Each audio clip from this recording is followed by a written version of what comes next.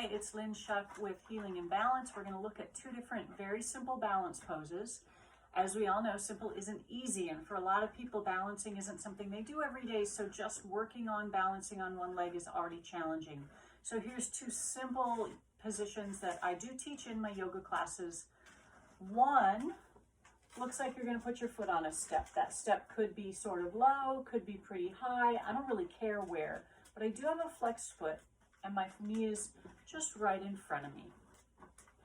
As you do this, as you take the leg higher, there's a tendency to tip the shoulders back or to even buckle that bottom knee. And you can see this is no longer a balance, or at least not a vertical one.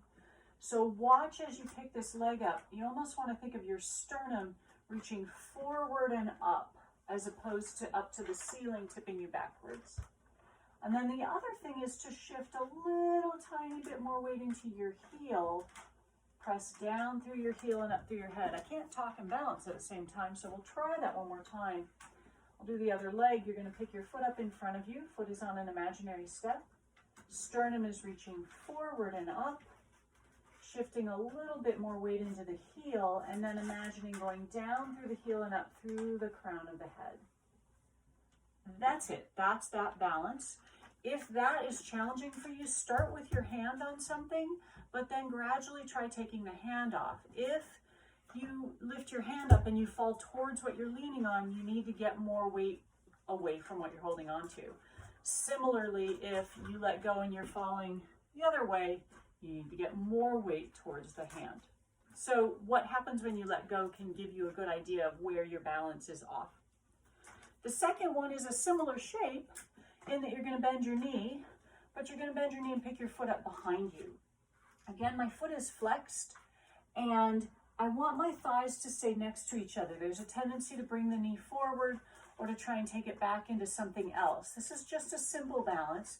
So I have my thighs right next to each other. Two other errors that are common is taking the leg out or turning it so the foot goes across behind you.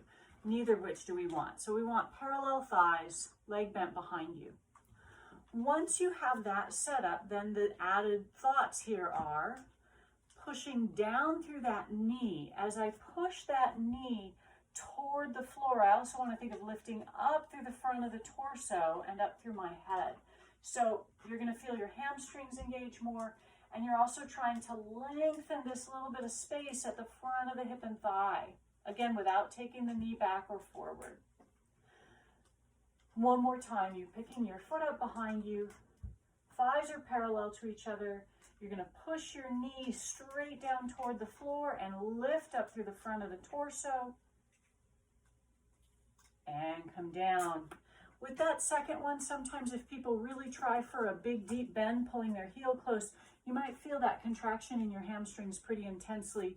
So if you need to, after that, you take a nice forward fold and stretch that out. It doesn't have to be particularly far over to stretch that out, however far you need to go. Two balances, neither of them particularly challenging in shape, but both of them particularly challenging if you don't balance very often. The only way you get better at it is doing more of it. So give these a go.